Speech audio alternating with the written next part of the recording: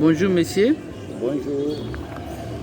Est-ce que Toro et Bayo se présenter toi et Bayo pe bande ko balanda biso baye ba ko Bayo? Oui, bien sûr. Naza Mokoya Mwana Mboka Titi Makakala. Naza na Congo Central. Na utaiki kozala candidat na niveau provincial.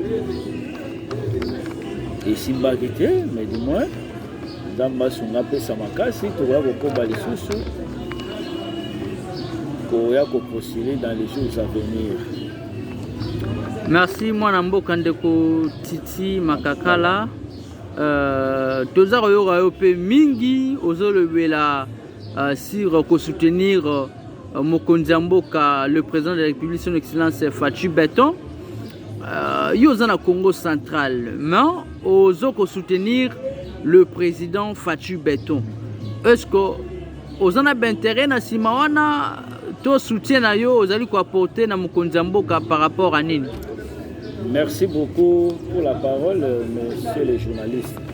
Bon, pour soutenir Fatou Beton, président Nabiso, exact que non faut nazalana na Kasai ou bien nazalana na Katanga ou bien nazalana na Équateur, mais en tant que Congolais, par rapport à l'actualité, par rapport à l'avantage, donc raison pour laquelle nous avons conscientisé le peuple Congo, toyebana ko soutenir président Nabiso Félix Antoine Tshisekedi Tshilombo par rapport à l'avantage au biso peuple Congo to kominango parce que na régime sortant régime Ouito Bima, tout cela qui vraiment étouffé.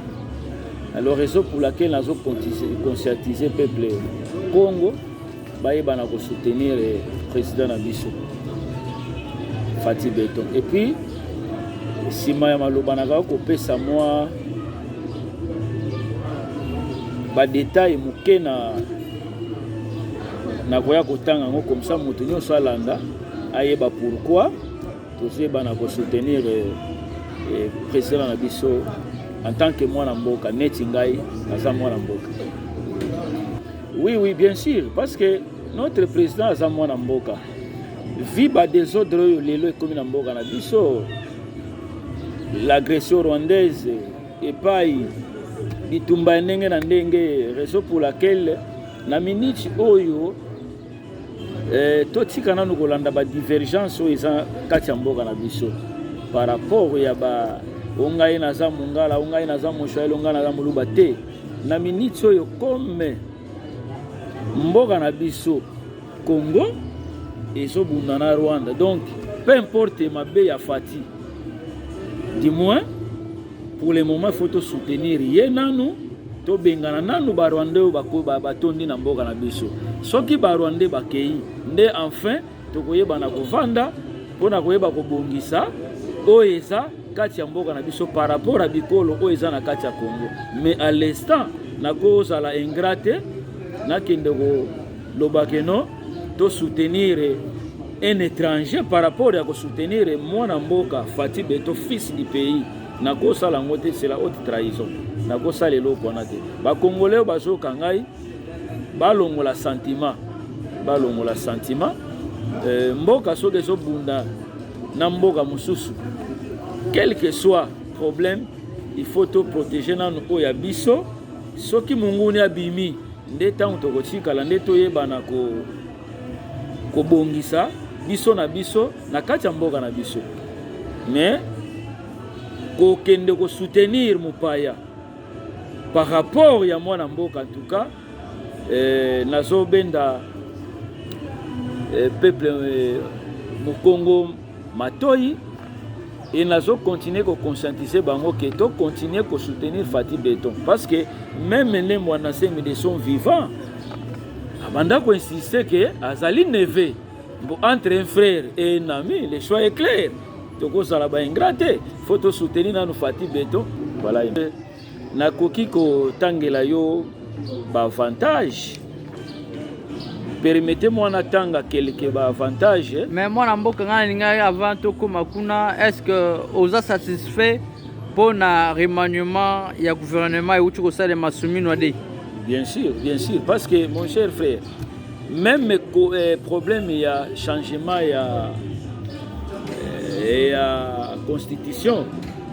J'espère que ngai ndenge na vandi awa na kozala pour, parce que constitution oyo ya biso lelo eza triqué mais belé bazokanisa ke Fati Beton po azwa makanisi oyo ya kochange constitution eza makanisi ya mabe, mais omoni malheur à ceux qui comprennent toujours en retard. Lelo ata toboyi un jour tokozongaka na makanisi wana, parce que toza devant toza na kati ya réseaux sociaux bilo mosusu moyen kodivulguer yango eza te, mais du moins ngai nazo insister na point wana ke comme il y a fils du pays ayebi pourquoi il faut changer constitution, et puis soko tangi na ba constitution na ba article mosusu eza na kati ya constitution na biso eza biloko moko normalement iko kozala te, vu que bango basalaka yango pour intérêt ya ba étranger basalaki yango te pour intérêt ya peuple congolais, raison pour laquelle Fati azali na kudei, raison pour laquelle alobi ke to changer constitution, mais du moins nga na ko appuyer que même un jour constitution mboka va changer. Merci beaucoup. Est-ce que na moni pe osimbi papier na maboko lingi kolobela biso ni est-ce que makamuso eza kuna otangela biso po Fati ayoka vraiment o eza posa na message tellement mamboze belé na préféré ki ko message comme ça eyokana mutu nyonso alandanga à travers message oyo, à travers discours oyo nazopesa pour le peuple congolais nyonso alandanga. Voici le message. Mes chers frères et sœurs du Congo central, peuple fier, héritier des rois du Congo, aujourd'hui, je m'adresse à vous avec respect, dignité et vérité.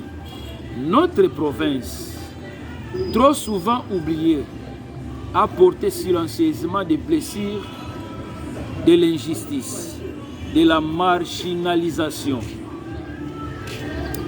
de la répression pendant des années. Nos voix ont été étouffées, nos leaders diabolisés, notre culture ignorée. Nous n'avons jamais demandé la guerre. Nous avons toujours voulu la justice. Nous n'avons jamais demandé le pouvoir pour dominer. Mais la reconnaissance de notre droit à exister, à être écouté, à participer pleinement à la construction de notre nation. Le président Félix Antoine Tshisekedi Tshilombo, fils d'Étienne Tshisekedi Wamulumba, connaît la souffrance du peuple. Il est né de cette lutte contre l'exclusion à la dictature. Il sait ce que c'est de se battre pour la justice, la démocratie et la dignité humaine. Aujourd'hui, nous avons l'occasion de tendre la main, non pas pour mendier, mais pour construire, pour dire au président Tshisekedi, si vous entendez la voix du peuple Congo, si vous reconnaissez les erreurs du passé, alors vous pouvez compter sur nous. Car un président qui cherche la paix, qui respecte les fils spirituels de cette terre, qui ouvre un dialogue même à ceux qui ont été traités en ennemis, est un président courageux, visionnaire et juste. Oui, nous tendons la main à Félix Antoine Tshisekedi Tshilombo, car nous croyons à un avenir où le peuple Congo ne sera plus traité comme un ennemi, mais comme un partenaire culturel, un vecteur de conscience, un acteur de paix. En soutenant Félix Antoine Tshisekedi Tshilombo, nous choisissons la stabilité plutôt que le chaos, le dialogue plutôt que les armes, l'unité plutôt que la division. Mais notre soutien n'est pas aveugle. Il est conditionné par une volonté claire que justice soit rendue aux victimes des violences, que la vérité historique soit rétablie, que les leaders Congo soient respectés et que notre province retrouve sa place dans les concerts des grandes régions du Congo. Nous ne sommes ni contre l'État, ni contre la République. Nous sommes pour un Congo juste, uni, riche de différences. Et c'est ce Congo-là que Félix Antoine Tshisekedi Tshilombo peut bâtir en marchant avec nous. Mbote na bino nyonso, que vive le Congo central, que vive la RDC et que Dieu bénisse ceux qui œuvrent pour la vérité et la paix. Voilà un peu les journalistes oyo nakoki koyebisa yo, parce que gouvernement oyo oti kobima biso na Congo central to souffrir mingi. Soki otamboli okomona ba force commune ebele na gouvernement oyo tobima. Biso ba Congo tozaki na moyen te ya kotelema oloba, mais lelo yo moi grâce oyo tozwi eza par rapport tozwi président mwana mboka. Faut tozala clair, mes chers frères, faut tozala clair. Raison pour laquelle na profité pour lancer message au na peuple Congo, et puis mokili mobimba Congo mobimba balanda raison oyo biso toza na l'ouest kotoyo, raison oyo etindi biso to soutenir chef de l'État. Merci beaucoup, je dis et je vous remercie.